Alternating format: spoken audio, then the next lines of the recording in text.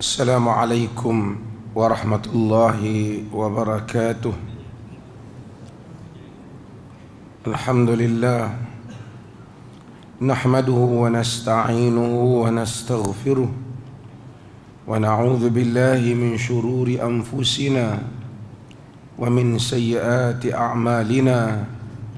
Man yahdihillahu fala mudilla lahu wa man yudlil fala hadiya lahu. Asyhadu an la ilaha illallah wahdahu la syarika lah wa asyhadu anna Muhammadan abduhu wa rasuluh, amma ba'd. Hadirin dan hadirat yang dirahmati Allah, kita sambung lagi hadis di dalam bab sifatis salah daripada kitab Bulughul Maram. Sifat salat, yakni sifat kepada salat Nabi sallallahu alaihi wasallam, di mana Al-Hafidh Al-Imam Ibn Hajar Al-Asqalani yang menghimpunkan hadis-hadis di dalam Bulughul Maram ini, menghimpunkan hadis-hadis berhubung dengan hadis-hadis utama yang berkaitan dengan fiqh, hukum hakam syarak. Dan kita masih lagi di dalam bab sifatus salat, dan kita sambung di dalam kifiyatus salati ala nabi, bagaimana ataupun kifiyat berselawat ke atas an-nabi sallallahu alaihi wasallam, ke atas nabi sallallahu alaihi wasallam.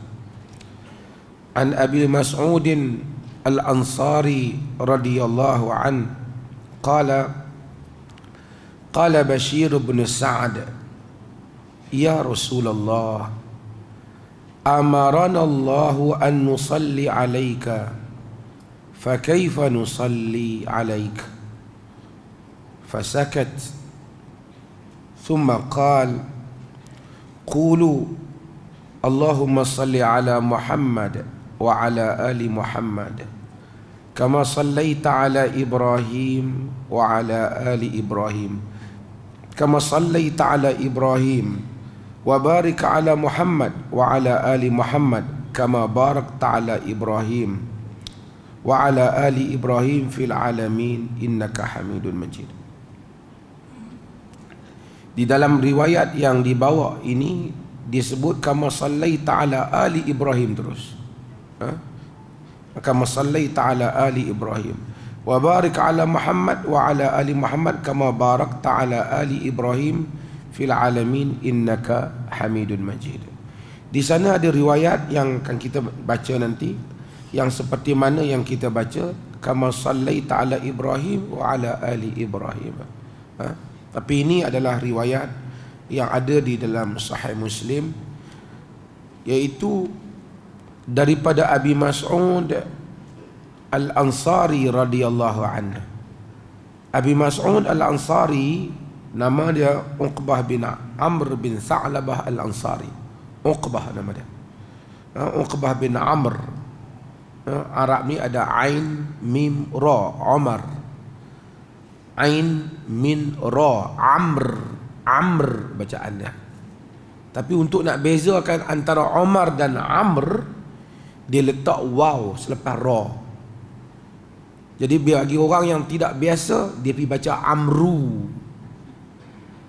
Dia baca Amru. Dia bukan Amru, dia Amr. Kalau dia sambung Amr bin As, karena dia sambung dengan bin tu, Amr bin As. Kalau dia henti, Amr bacaan dia. Waw tu waw membedakan antara Umar dan Amr. Ain, Mim, Ra, Umar. Ain, Min, Ra juga Amr. Kalau dimatikan disukunkan pada mim. Tapi nak bezakannya, dulu baris tak ada, diletakkan waw, jadi Amr. Bila kita tak biasa, kita baca. Sebab itu sahabat Nabi yang bernama Amru, tak ada sahabat Nabi nama Amr, namanya Amr. Kalau kita tengok Amru, kita tahu dia tidak menghalusi bahasa. Dia tidak menghalusi bahasa. Bila bunyi Amru tu, kalau dia sambung lah, macam Umar bin Khattab, Umar bin Khattab, Amr bin As, Amr bin As, ibnu tu, Amr bin As. Tak apa. Namanya Uqbah bin Amr bin Sa'labah Al-Ansari, daripada suku Khazraj, Al-Khazraji. Kita ada Aus, kita ada Khazraj. Yang ni daripada suku Khazraji. Dia terlibat di dalam perjanjian Aqabah yang kedua. Perjanjian Aqabah ni bila? Masa orang-orang Madinah datang, orang-orang Yathrib datang ke Mekah semasa Nabi masih lagi di peringkat Mekah. Di dalam malam yang gelap gelita, mereka mencari Nabi. Mereka berbuat perjanjian dengan Nabi. Berjanji, dia ada yang kali yang pertama, next year mereka datang lagi. Mereka dalam keadaan Quraisy tak tahu di Aqabah mereka buat perjanjian dengan Nabi. Perjanjian apa? Nak mempertahankan Nabi. Dengan itu maka Nabi pergi ke Yathrib. Mereka dulu yang datang ke Mekah di dalam keadaan gelap gelita, orang tak tahu. Mereka buat orang Madinah ataupun sebelum itu namanya Yathrib datang ke Mekah. Kenapa mereka cari Nabi? Kerana mereka di Mekah, orang-orang Mekah ni, kerana mereka di Yathrib, iaitu Madinah yang kemudian ditukar namanya, ada Yahudi. Yahudi ni selalu duk bagi tahu, Yahudi ada Yahudi Bani Nazir, Qainuqa, Quraidah. Yahudi ni selalu duk kata nanti akan lahir Nabi pada zaman ini, kami dan Nabi itu akan memerangi kamu orang Arab. Kerana Yahudi menyangka Nabi yang akhir pun Yahudi juga. Mereka tahu dalam kitab Taurat tentang kelahiran Nabi, sangkaan mereka di kalangan Yahudi juga. Apabila orang-orang Madinah di kalangan Arab, Aus dan Khazraj, mendengar tentang orang yang telah mendakwa dirinya sebagai Rasul di Mekah, orang Mekah tolak. Tapi mereka dengar, mereka pergi ambil maklumat tentang Rasul ni, lalu mereka percaya dia Rasul. Mereka mendahului Yahudi beriman dengan Rasul. Dan Yahudi pun tak nak, sebab Nabi ni di kalangan Arab. Sebab itu kadang-kadang keadaan tertentu, krisis tertentu membawa rahmat kepada orang-orang di Yathrib. Mereka beriman dengan Nabi lebih awal. Kemudian mereka menjemput Nabi ke Yathrib. Kemudian ditukar menjadi Al-Madinah, Madinah. Ini adalah di Madinah ada dua suku yang besar, Aus dan Khazraj. Aus dan Khazraj inilah yang kita namakan golongan Ansar, yang mari daripada Mekah. Nama dia Muhajirin, kerana mereka orang-orang yang berhijrah. Muhajirin ini macam-macam. Ada Quraisy, majoritinya Quraisy. Ada juga yang bukan Quraisy, walaupun tak banyak. Okey. Dia ni menyaksikan perjanjian Aqabah tadi tu, yang janji sebelum Nabi berhijrah tu. Abu Mas'ud Al-Ansari. Dan dia juga telah diputuskan oleh Al-Imam Al-Bukhari sebagai orang yang terlibat di dalam peperangan Badar. Pasal apa kita maksud putuskan? Jazama Al-Bukhari bi'annahu min ahli Badar. Kenapa Al-Bukhari putuskan? Kerana kadang-kadang jumlah ahli Badar ni, sebagian kata dia ni terlibat dan ni tak terlibat berdasarkan kepada riwayat.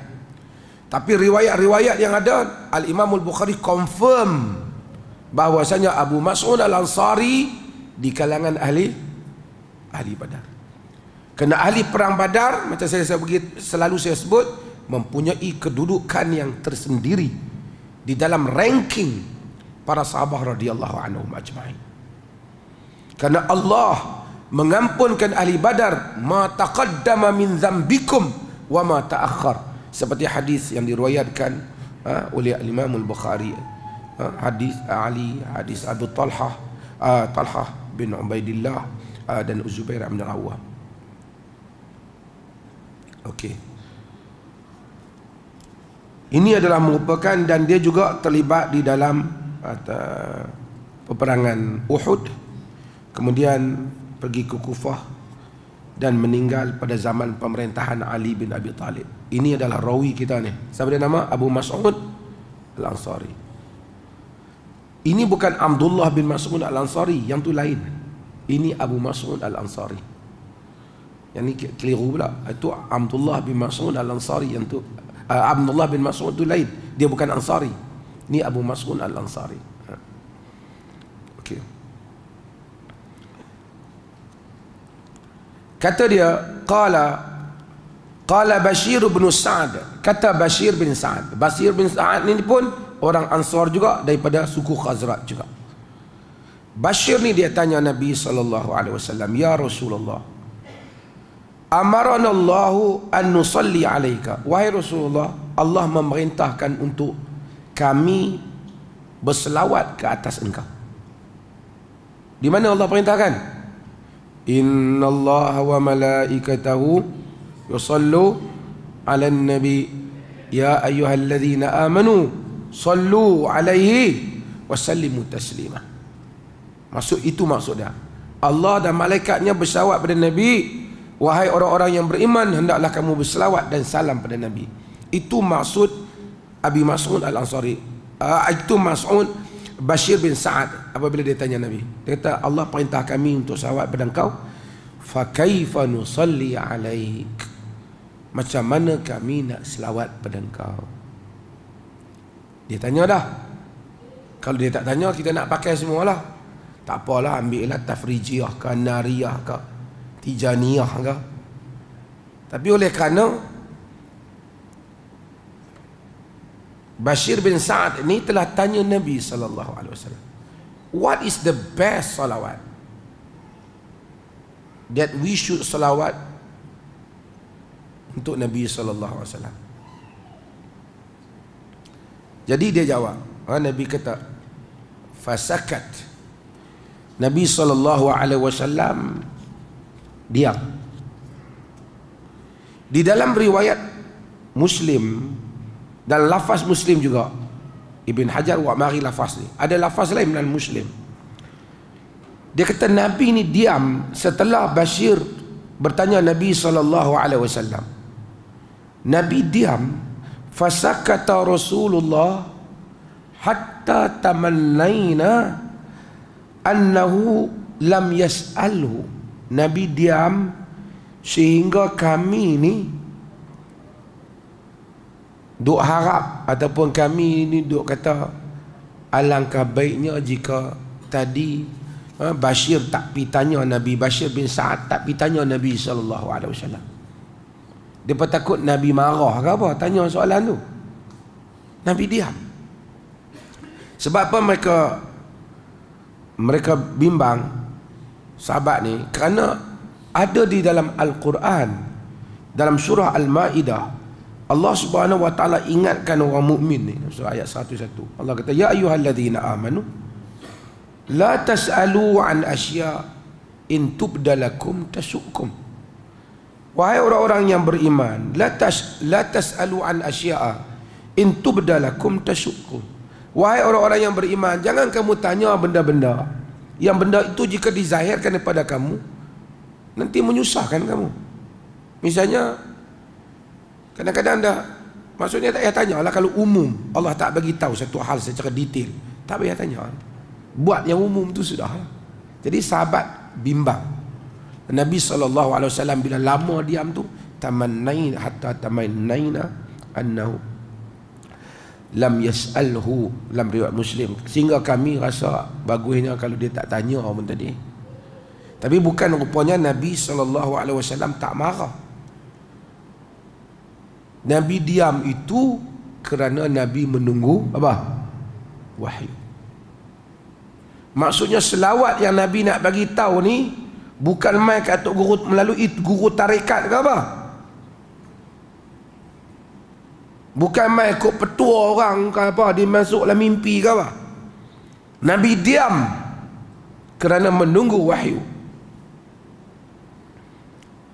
Kemudian baginda sallallahu alaihi wasallam menyebut, qulu, kamu sebut, Allahumma salli ala Muhammad wa ala ali Muhammad kama sallaita ala ali Ibrahim wa barik ala Muhammad wa ala ali Muhammad kama barakta ala ali Ibrahim fil alamin innaka Hamidun Majid.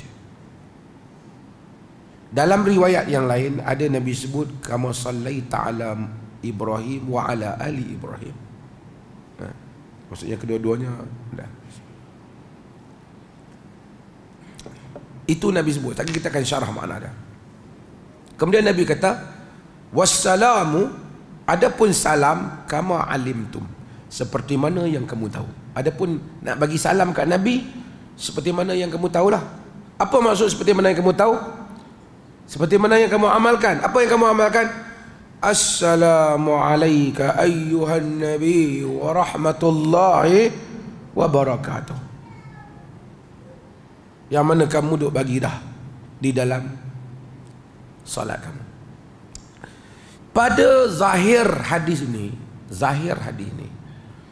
ataupun pada umumnya kita faham konteks hadis ni. Konteks hadis ni, Abu Mas'ud Al-Ansari, dia riwayat hadis ni, yang mana Bashir bin Sa'ad dia tanya Nabi, maksud Bashir bin Sa'ad ni berkaitan dengan selawat di dalam solat. Nampak kelihatan. Sebab Nabi kata wassalamu kama alimtum. Adapun salam macam mana yang kamu tahu. Masuk salam di dalam seperti yang di dalam salat. Seperti yang dalam salat. Tak apa. Okey. Kita balik kepada secara detail hadis ini. Yang pertama, hadis ini ialah hadis yang sangat penting, kerana hadis ni memberitahu kita bagaimana selawat kepada Nabi SAW, yang mana Nabi sendiri ajar. Bukan petua-petua tok guru ke apa. Selawat hak ni kena tulis, kena ambil ijazah, tapi tulis tak boleh. Kalau tulis tak menjadi. Yang ni dapat dalam mimpi, yang ni tak ada. Semua superstition yang seperti ini, karut-marut seperti ini, tak ada. Ini pure daripada Nabi SAW. Sebelum saya nak sebut tentang selawat ni, sebenarnya ada beberapa lafaz selawat yang datang daripada Nabi yang diriwayatkan oleh sahabat. Hampir dengan selawat ini, tetapi kadang-kadang dia punya pembukaan tentang Nabi itu dia panjang sikit ataupun dia berbeza sedikit. Al-Imam Ibn Qayyim Al-Jauziyah, dia ada satu kitab yang bagus menghimpunkan cerita selawat saja, iaitu Jala'ul Afham fi fadli salati wassalami ala Muhammadin khairil anam. Jala'ul Afham, dia himpunkan selawat-selawat yang ada dalam riwayat, fadilat selawat, macam mana tempat berselawat, di mana berselawat. Al-Imam Ibn Qayyim Al-Jauziyah, anak murid Syekhul Islam Ibn Taymiyah, dia menghimpunkan bab ni tentang kelebihan-kelebihan selawat dan seumpamanya. Siapa ada masa, baca buku tu, bagus. Banyak dia riwayatkan. Tapi siapa yang legit dengan Ibn Taymiyah dengan Ibn Qayyim, tak bayarlah.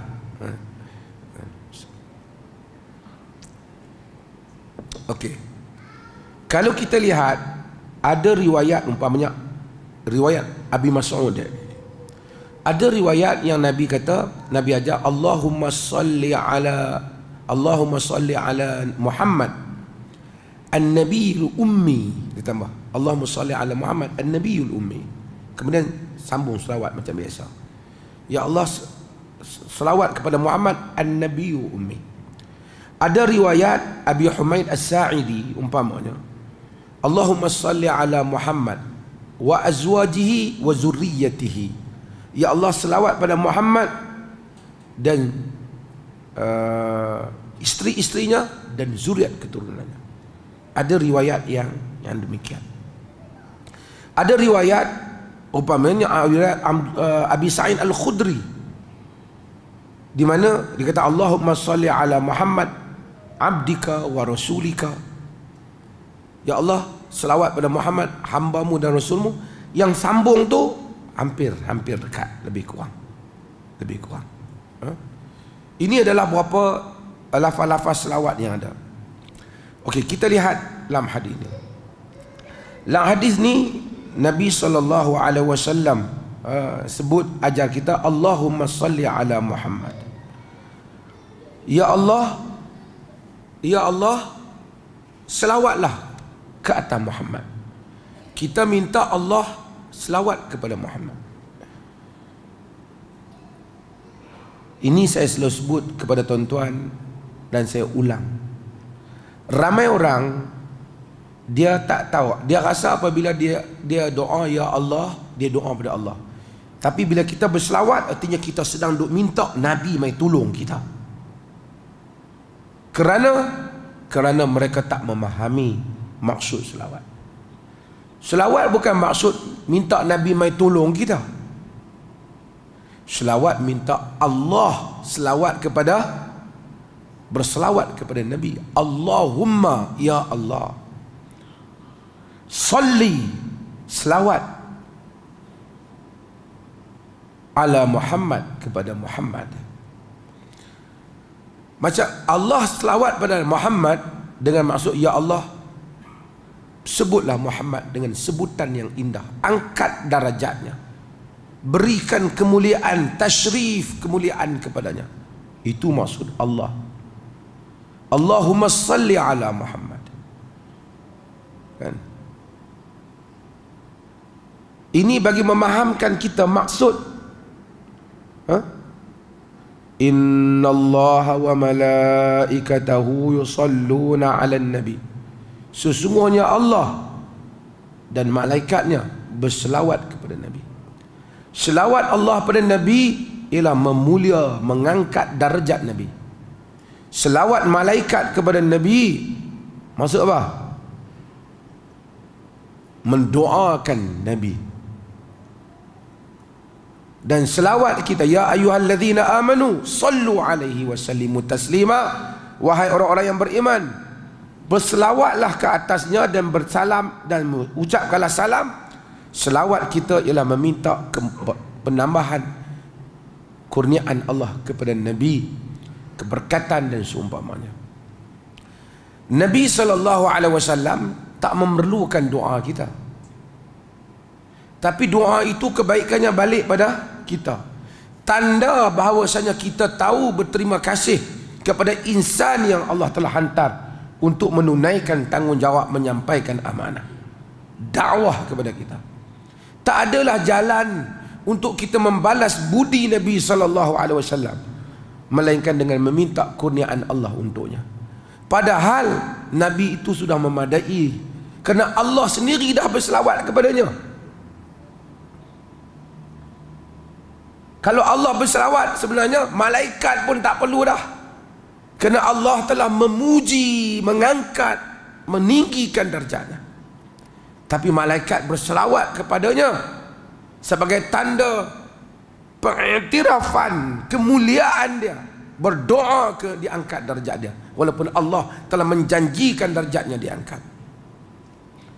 Kita sebagai mengenang jasa Nabi SAW, tak adalah jalan untuk kita nak balas budi Nabi, nak pergi rumah Nabi, tolong Nabi, tak ada. Nak berperang dengan Nabi lagi pun zaman ni tak ada. Nak pergi hantar makanan masak untuk Nabi pun tak ada. Nak pergi jumpa ya Rasulullah, terima kasih banyak pun tak ada. Allah tunjuk jalan, iaitu kita minta pada Allah supaya memuliakan Nabi kita Muhammad SAW. Tanda kita ini mengenang budi Nabi SAW. Dan akhirnya selawat itu kembali kebaikannya kepada siapa? Ia kembali kepada kita. ia kembali kepada kita.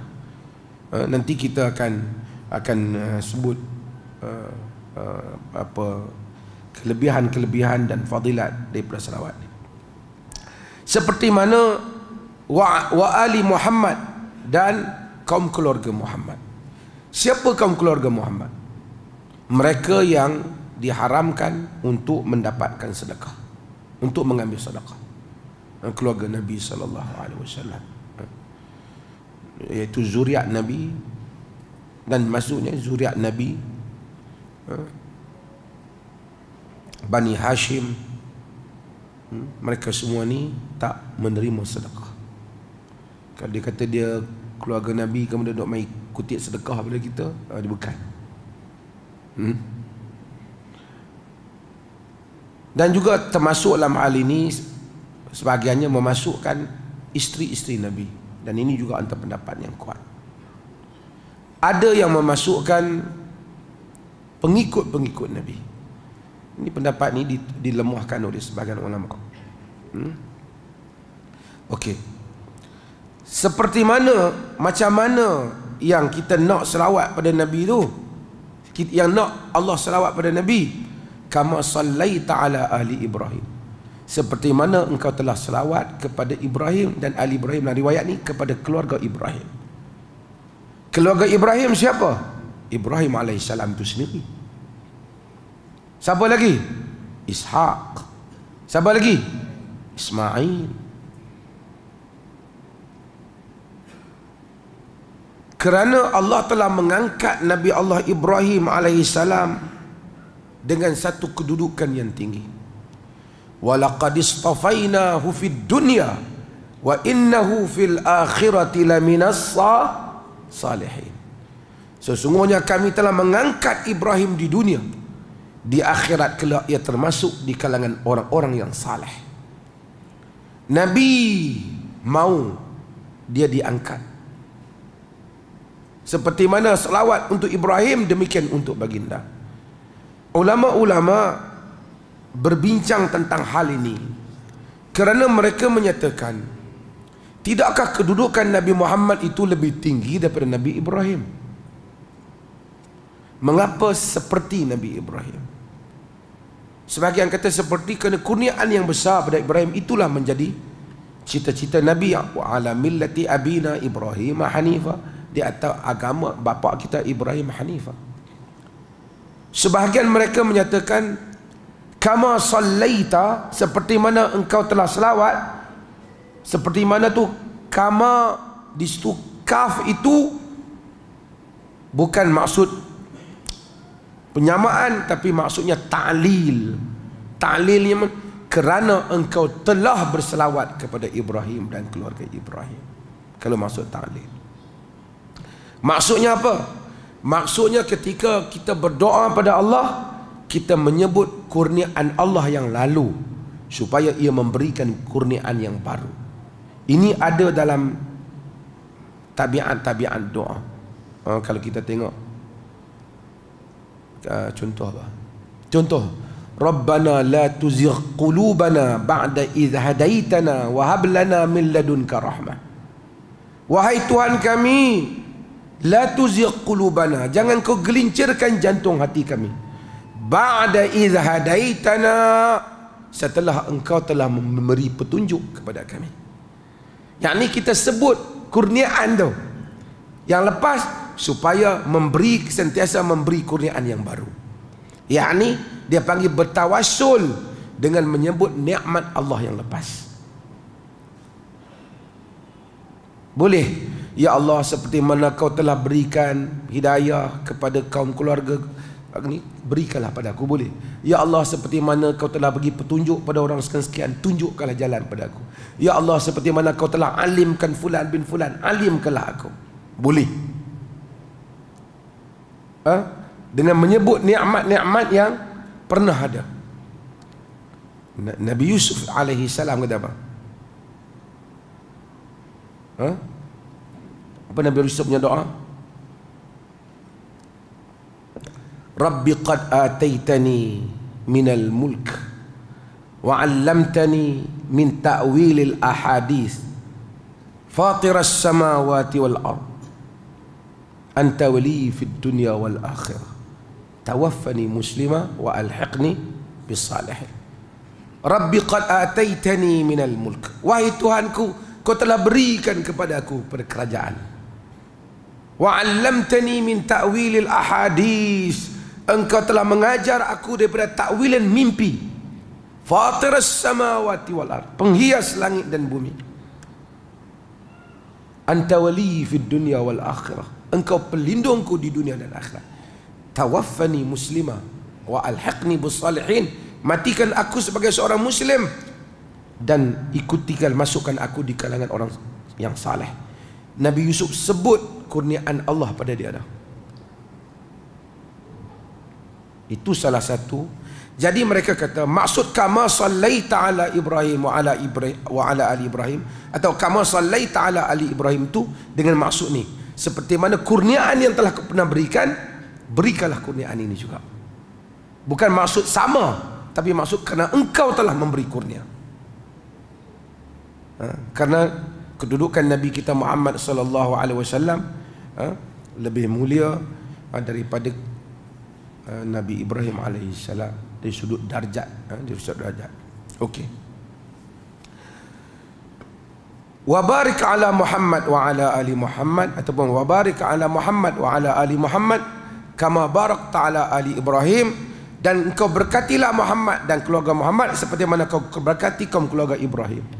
Maksudnya kita doa supaya diturunkan keberkatan pada Nabi Muhammad yang memang telah diberkati, dan pada kaum keluarga Nabi Muhammad, kepada kaum keluarga Nabi Muhammad sallallahu alaihi wasallam. Sebab itu semua orang sayang kepada keluarga Nabi. Sebab memang ada peruntukan. Allah Subhanahu wa taala telah ajar kita untuk mendoakan Nabi kita Muhammad sallallahu alaihi wasallam dan keluarganya. Cumanya Islam ni ada kaedah.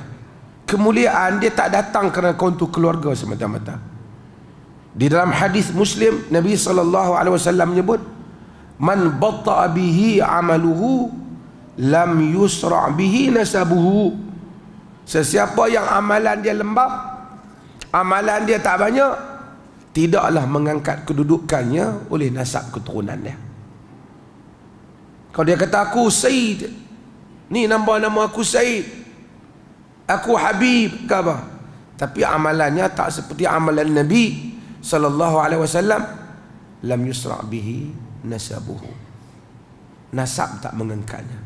Tapi kalau dia keluarga Nabi, amalan juga amalan Nabi sallallahu alaihi wasallam, mengangkat kedudukannya. Lebihlah dia pada kita.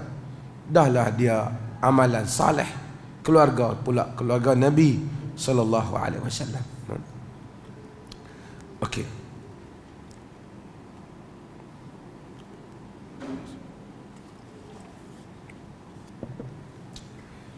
Fil alamin, kita dah sebut fil alamin.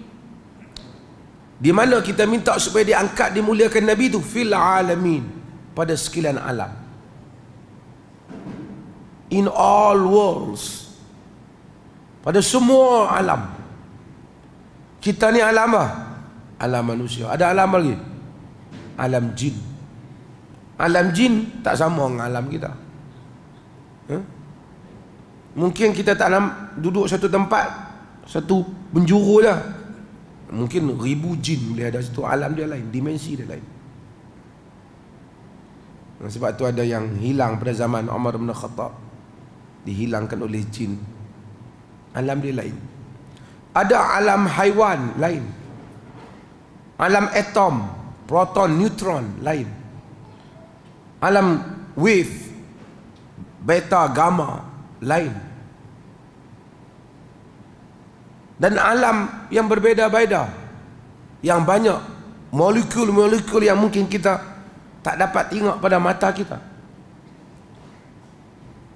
Alam, semua alam yang ada ni, yang tak terjangkau oleh mata kita ni, kita minta diangkat Nabi kita Muhammad sallallahu alaihi wasallam. Selawat dan keberkatan untuk baginda. Itulah permohonan kita setiap hari tu, fil alamin. Besar kita minta untuk Nabi kita Muhammad. Tapi siapa yang betul-betul minta? Kalau dia pun tak tahu apa maksud fil alamin. Kan? Itu maksudnya. Innaka hamidun majid. Sesungguhnya engkau hamid dan majid. Siapa engkau tu? Iaitu Allah Jalla wa'ala. Sesungguhnya engkau hamid. Hamid dengan dua maksud. Allah itu hamid. Tu daripada Hamin dal, hamada. Allah itu hamid. Hamid maksud puji, terpuji. Maksudnya Allah itu, dia itu mahmud, yakni dia dipuji. Dia maha terpuji. Kalau kita tak puji pun Allah tetap terpuji. Itu satu makna. Makna yang kedua, hamid bermaksud Allah memuji hamba-hambanya yang mulia. Dia memuji. Dua maksud. Majid, yakni Allah sempurna kebesaran dan keagungannya. Ini yang kita selawat, yang kita sebut. Wassalamu, dalam hadis itu kata kama alimtum, dan salam seperti mana yang kamu tahu. Selawat ini semua ulama sepakat disyariatkan semasa tasyahud akhir. Tasyahud akhir. Semuanya ulama berbeza.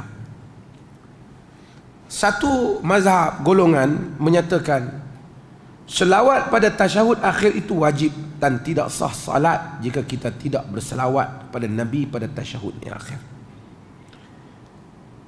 Iaitu kita kata Allahumma salli ala Muhammad. Paling kurang Allahumma salli ala Muhammad wa ala ali Muhammad.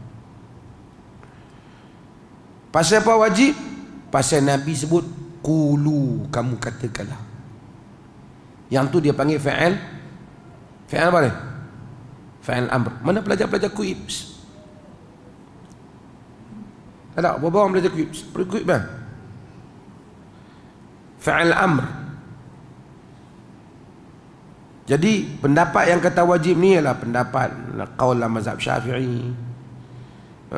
Dan juga adalah qaul Al-Qadi Abu Bakar Ibnul Arabi. Ini bukan Ibnu Arabi tu. Yang tu Ibnu Arabi Muhyiddin Ibnu Arabi, yang tu Sufi. Ni Al-Qadi Abu Bakar Ibnul Arabi, yakni Al-Qadi Abu Bakar Ibnul Arabi mazhab Maliki, yang tulis kitab Ahkamul Quran. Dia nak murid Al-Imam Al-Ghazali dah. Tapi ada alim di dalam tafsir dan fiqh. Ini juga merupakan pendapat Ibn Qayyim. Ibn Qayyim menyokong pendapat ni. Wajib, kata Ibn Qayyim. As-San'ani berpendapat dengan pendapat ni. Dan Al-Bani pada zaman ini pun dia kata pendapat ni yang kuat. Ibn Baz pun kata wajib. Wajib. Dan dalam mazhab Hanbali, mazhab Syafi'i, mazhab Hanbali, dia adalah merupakan rukun. Dia adalah merupakan rukun. Alasan mereka, antara alasan mereka pasal tadi, pasal wassalamu kama alimtum, salam seperti mana kamu tahu. Soalan ini berkaitan dengan solat. Soalan ni berkaitan dengan solat. Satu lagi pendapat, dia kata sebenarnya dia kata selawat pada Nabi pada tasyahud yang akhir tu sunat saja, tak wajib. Maksudnya kalau kita tak selawat, semayang kita tetap sah. Alasan siapa pendapat ni? Ni pendapat Imam Malik, mazhab Abu Hanifah. Mereka tak wajibkan. Alasannya, kalau tuan-tuan masih ingat, kan tuan-tuan sudah lupa kan? Kalau tuan-tuan saya lupa, saya ulang sekarang. Hadis Abdullah, hadis yang lepas, cuba tuan-tuan tengok hadis yang sebelum ini yang kita baca daripada hadis Abdullah bin Mas'ud, berhubung dengan bagaimana bertasyahud. Bertasyahud tu dia ajar sampai wa asyhadu anna Muhammadan abduhu wa rasuluh thumma yatakhayyaru min ad-du'a ma a'jabahu ilaihi fayad'u. Dia masa dia ajak tasyahud tu, dia ajak sampai mengucap saja Muhammad Rasulullah, summa yatakhayyaru min ad-du'a ma a'jabahu ilaihi. Kemudian dia doa lah apa-apa. Dia kata tak sebut. Ini alasan mereka. Lagi alasan mereka, dia kata selama ni mereka semayang, mereka depa selawat macam mana, dia mungkin depa tak selawat. Sehinggalah soalan ini ditanya kepada Nabi sallallahu alaihi wasallam. Maksudnya, kalau soalan ini tak ditanya kepada Nabi, sebelum soalan ditanya kepada Nabi oleh Bashir bin Sa'ad, mereka tak tahu. Kalau benda ni wajib, mesti Nabi masa terang tentang tasyahud. Tasyahud ni tuan-tuan panggil tahiyat lah. Masa Nabi terang tasyahud tu, Nabi terang sekali dengan selawat. Tapi Nabi tak terang. Bila tanya baru Nabi terang. Menunjukkan bukan wajib. Kalau wajib mesti kena terang sekali. Mustahil masa time tu Nabi terang. Benda yang datang seperti ini setelah ditanya baru bagi tahu, ia adalah pilihan sunat, pilihan yang digalakkan. Ini adalah mazhab yang kedua, dan ini juga adalah mazhab yang seperti mana yang saya sebutkan tadi. Okey, tak apa, yang penting hadis ini berhubung dengan apa yang disebutkan tadi, dan saya nak sebut beberapa perkara lah. Nanti kita bahas lagi tentang selawat ni, panjang tentang bincangan. Mazhab Syafi'i, dia menyatakan selawat ni tak wajib pada tasyahud yang pertama, tapi disunatkan. Sebahagian qaul lah mazhab lain tak ada langsung pada tasyahud pertama, seperti hadis Abdullah bin Mas'ud. Tasyahud pertama tak ada. Tasyahud pertama tak ada. Wallahu ta'ala alam. Mungkin ada tu ataupun disunatkan itu pendapat yang lebih dekat di samping ulama akhidah. Dan kita ambil kesempatan ni untuk sebut tentang fadilat selawat di luar semayang, ataupun dan semayang tu dah wajib lah. Di luar semayang walaupun tak wajib, tapi kita digalakkan untuk berselawat kepada Nabi SAW. Terutama hari ni, hari mana ni kira masuk Jumaat lah, kerana hadis Al-Imam Al-Baihaqi, Nabi SAW kata, akthiru alayya minas salati fi kulli yaumil jum'ah. Banyakkanlah selawat kepada aku pada setiap hari Jumaat. Bukan nak kena pergi tengah padang baru boleh selawat, ataupun masa kita bercakap Allahumma salli ala Muhammad. Jika nak ceramah, dia tak perlu macam tu. Tak ada riwayat yang kata Nabi sepatah nak cakap, Abu Bakar sepatah nak cakap, sepatah selawat, sepatah nak cakap, sepatah selawat. Tak ada juga riwayat yang demikian. Tapi disuruh kita membanyakkan selawat. Disuruhkan kita membanyakkan selawat, khususnya pada hari Jumaat. Yang Allahumma salli ala Muhammad wa ala ali Muhammad kama sallaita ala Ibrahim wa ala ali Ibrahim. Tapi Allahumma salli ala Muhammad an-nabiyul ummi wa ala ali Muhammad kama sallaita. Juga ada riwayat Allahumma salli ala Muhammad wa azwajihi wa zurriyyatihi. Ini semua diriwayat daripada Nabi sallallahu alaihi wasallam. Nabi kata, fa inna salata ummati tu'radu alayya fi kulli yaumil jum'ah. Lalu riwayat ini, kerana selawat umatku dibentangkan kepadaku pada setiap hari Jumaat. Pada hari lain pun fadilat juga. Man shalla alayya marrah sallallahu alaihi asyra. Siapa selawat padaku sekali, Allah selawat padanya 10 kali. Jadi Allah selawat, yakni Allah akan memuji kita, memberikan kurniaan keberkatan kepada kita kena berselawat pada Nabi. Nabi kata, faman kana aktsaruhum salatan kana aqrabuhum minni manzilah. Siapa yang paling banyak, kana aktsaruhum salat, paling banyak selawat daripada aku, paling dekat kedudukannya di sisi aku. Jadi kita banyak selawat. Selawat ni, tuan-tuan duduk naik kereta, Allahumma salli ala Muhammad, selawat.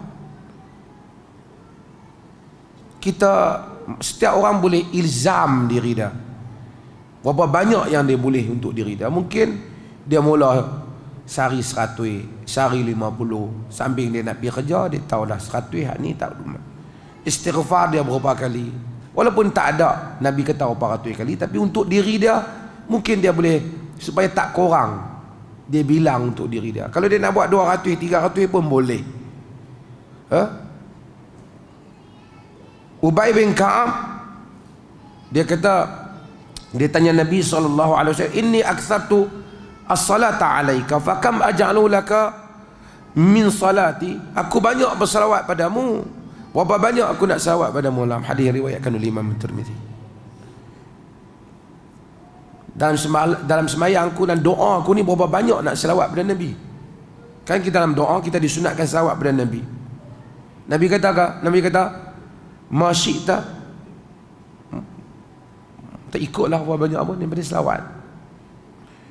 Dia tanya Nabi, ar-rubu', kalau aku berselawat daripada doa tu 1/4 aku selawat, jadi 3/4 lagi doa. Nabi kata ma syi'ta in zitta fahuwa khair, apa yang kau mau, kalau kau tambah lagi baik. Dia kata an-nisf, kalau aku selawat separuh, doa separuh. Nabi kata ma syi'ta in zitta fahuwa khair, ikutlah macam mana kau mau, kalau kau tambah lebih baik. Dia kata kepada Nabi as-sulusain, kalau macam tu 3/4 daripada doa selawat boleh. Nabi kata in syi'ta wa in zitta fa huwa khair, dia kata ikutlah, kalau kau tambah lebih baik. Kemudian dia kata pada Nabi, aj'alu laka salati kullaha, aku jadikan selawat, doa aku tu semua selawat, Allahumma salli ala Muhammad wa semua selawat. Nabi kata idzan tukfa hammaka wa yughfaru laka au dhanbuka wa yughfaru laka dhanbuka, kalau macam tu kau buat, dihilangkan segala duka cita kau, diampunkan segala dosa kau. Artinya kalau satu orang tu peruntukkan masa 15 minit, sejam, setengah jam waktu doa dia dipenuhi dengan dia berselawat daripada Nabi, Nabi kata dihilangkan duka cita engkau, diampunkan dosa engkau. Itu adalah merupakan salah satu daripada fadilat besar berselawat pada Nabi sallallahu alaihi wasallam. Dan arahan selawat ni datang dengan Allah Ta'ala sendiri membuat, mengisytiharkan dirinya yang maha agung. Innallaha wa malaikatahu shalluna ala nabi, Allah itu bersalawat pada Nabi, kemudian dia dan malaikat, dan dia bersuruh kita berselawat. Tentulah fadilat selawat ni besar, maka hendaklah kita sentiasa berselawat pada Nabi sallallahu alaihi wasallam. Kadang-kadang orang sebut nama Nabi, kita pun Nabi Muhammad, kita tak kata pun sallallahu alaihi wasallam. Dalam kuliah ni berapa kali Nabi nak sebut, tuan-tuan dengar pun tak sebut sallallahu alaihi wasallam. Sallallahu alaihi wasallam. Berapa kali kita dapat daripada fadilat berselawat pada Nabi sallallahu alaihi wasallam. Insya-Allah azan dulu.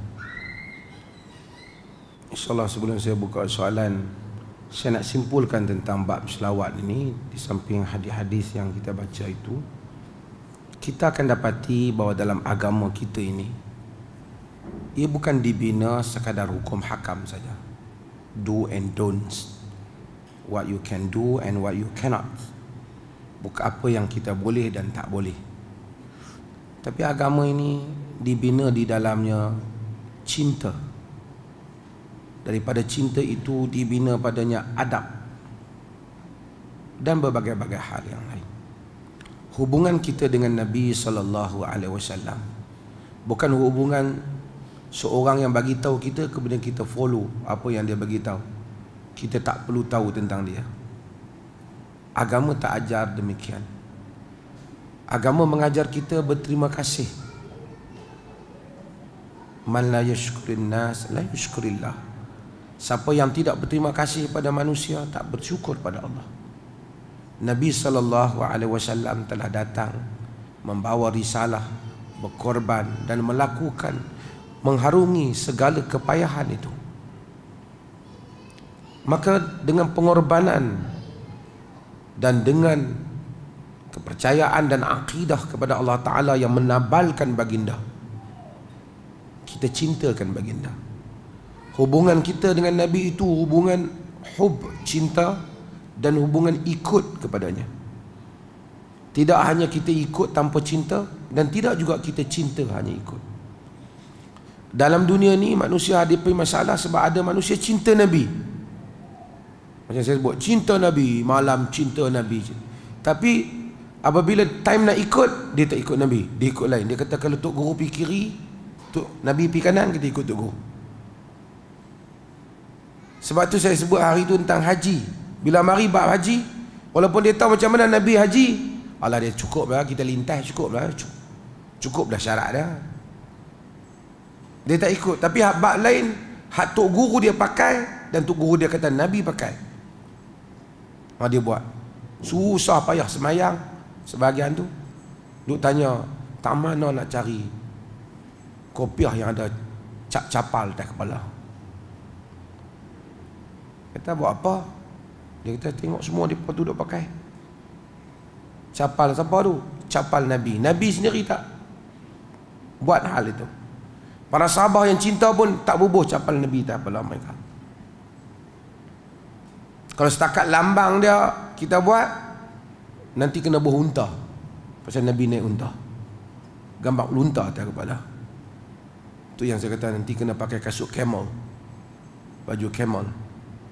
Lepas tu kuda, Nabi naik kuda, naik pula Ferrari kita. Hal-hal yang baginda tak buat. Hubungan kita bukan setakat cinta, tapi kerana Nabi capal kita bukan setakat cinta, tapi ikut, you follow. Jadikan Nabi itu adalah contoh dalam beragama. Kita tak boleh sampai cinta Nabi kemudian letakkan gambar Nabi ke ataupun apa Nabi, kemudian kita duk hadap ke situ. Nabi tak benarkan. Bima sya'allah wa bima syi't, dengan apa yang Allah dan engkau kendaki. Ada orang mari, sahabat mari kata pada Nabi, Nabi kata aja'altani lillahi nidda, kau jadikan aku sekutu Allah. Qul ma sya'allah wahdah, katakanlah apa yang Allah sahaja kendaki. Cinta tak boleh ghulu, tak boleh melampau. Sebab tu cinta dan ikut Nabi SAW. Kita cinta, tapi kalau ikut saja, buat je semayang ikut sunnah. Ramai lagi belajar bab takbir, bab apa, tapi tak ada khusyuk, tak ada rasa humble kepada Allah, tak ada rasa kelazatan mengingati Allah. Ikut Nabi sunnah, tapi tak rasa ada rasa cinta yang memenuhi dalam jiwa, memenuhi jiwa cintakan Nabi SAW. Jarang nak berselawat pada Nabi pun juga tidak memberi makna. Orang yang cinta tak ikut, Abu Talib telah buat, dia tak berjaya. Orang yang ikut tak cinta, Abdullah bin Ubay bin Salul telah solat di belakang Nabi, tapi tak cinta, solatnya tak diterima. Maka kita ini hubungan dengan cinta. Maka dengan itu kita berselawat kepada Nabi dengan penuh rasa cinta kepada Nabi SAW. Setiap kali mengenang Nabi, kita mengenang dengan perasaan cinta. Dan inilah yang dikendaki daripada spirit, daripada maksud disuruh kita membanyakkan selawat kepada Nabi SAW, supaya jantung hati kita itu dipenuhi sentiasa dengan rasa kasihkan Nabi SAW. Apabila teringat perkataan Nabi, kita rasa besar perkataan itu nanti. Mungkin kita lemah, kita gagal untuk buat semua perkataan Nabi di atas kelemahan kita, tapi sentiasalah perkataan Nabi kedudukan Nabi itu menjadi perkara yang paling kita sayangi di dalam hidup kita. Ini maksud supaya kita semua membanyakkan selawat pada Nabi sallallahu alaihi wasallam. Ada soalan tuan? Ya, sila.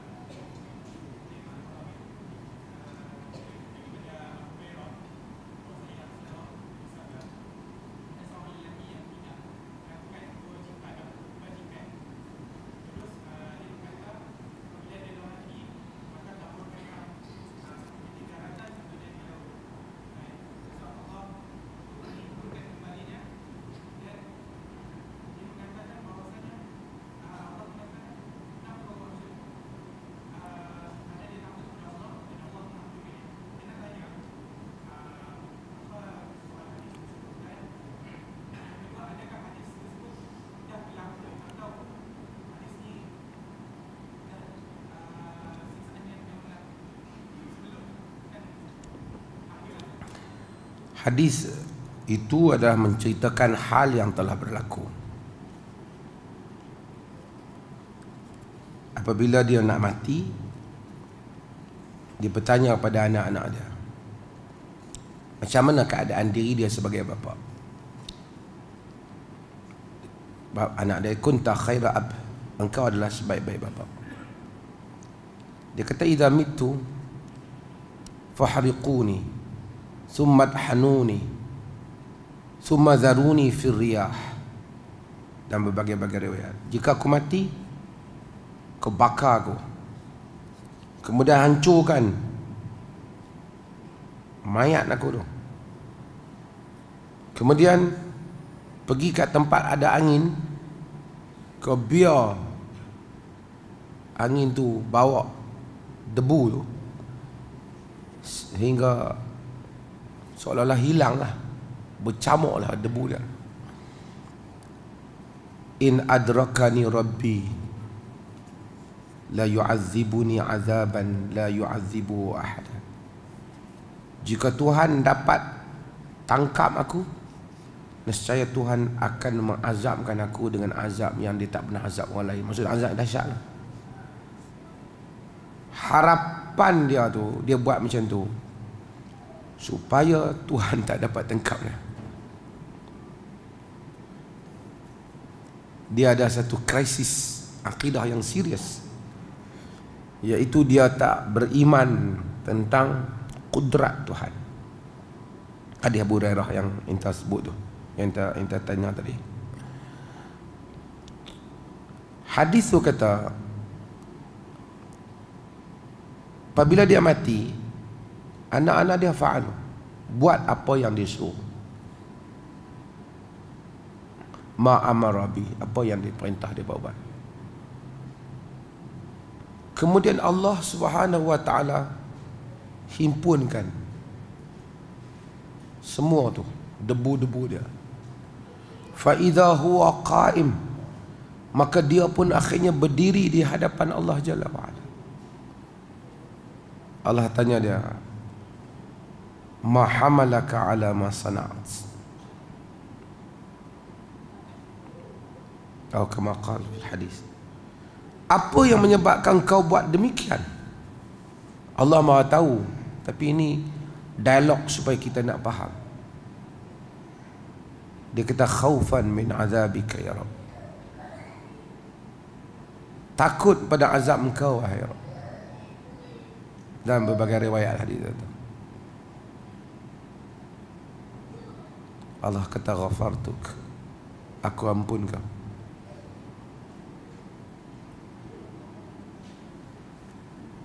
Hadis ini menimbulkan perbahasan panjang di kalangan para ulama. Sebab dia ni bukan saja buat dosa yang dia pun takut, tapi dia ada akidah yang teruk. Akidah dia rasa kalau dia buat macam tu, karut dia tu, Tuhan tak tangkap dia, Tuhan tak boleh tangkap dia, tak punya teruk tu. Apakah dia tak tahu Allah itu Maha berkuasa, ala kulli syai'in qadir.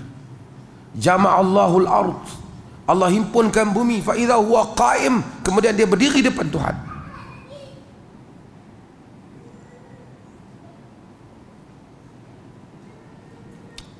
Cumanya dia ada satu benda kat dia. Dia takut Allah. Dia takut Allah. Ulama-ulama akidah bincang. Al-Khattabi umpamanya disebut oleh Al-Imam Ibn Hajar Al-Asqalani dan Fathul Bari mensyarahkan hadis ini. Syekhul Islam Ibn Taimiyah rahimahullah bahas panjang hadis ini dalam Majmu' Al-Fatawa. Kenapa Allah ampun dia sedangkan akidah dia teruk? Akidah dia bukan teruk, memang salah lah.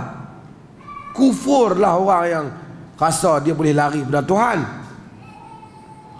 Kata mereka, disebabkan kerana tak ada siapa pergi ngajar akidah betul ke dia.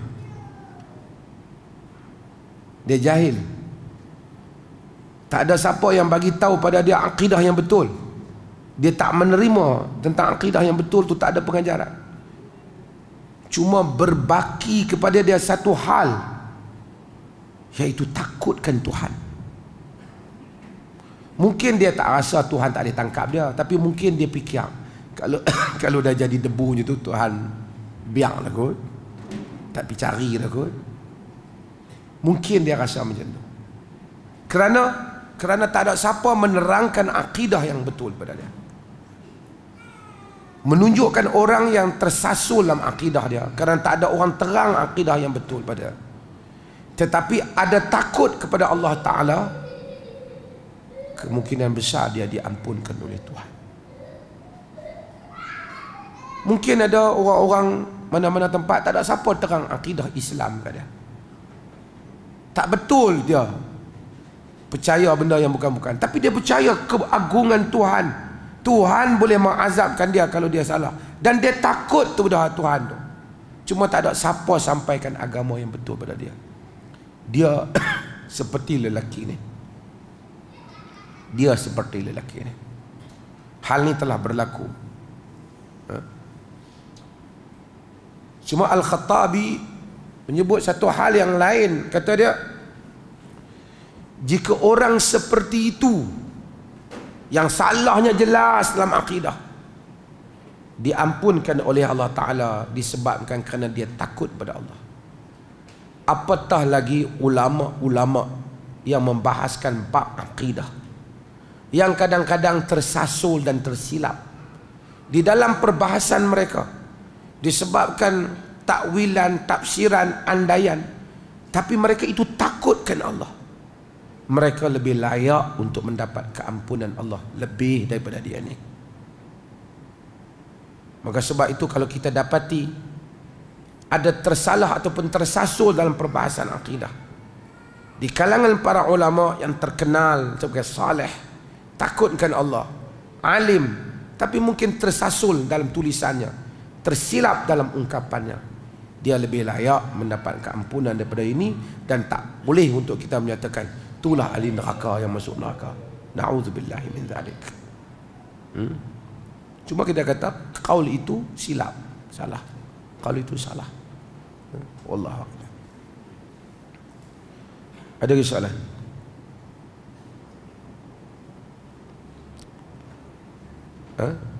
Ada? Tak ada? Oh, ada orang hantar soalan. Lupa. Nyanyi.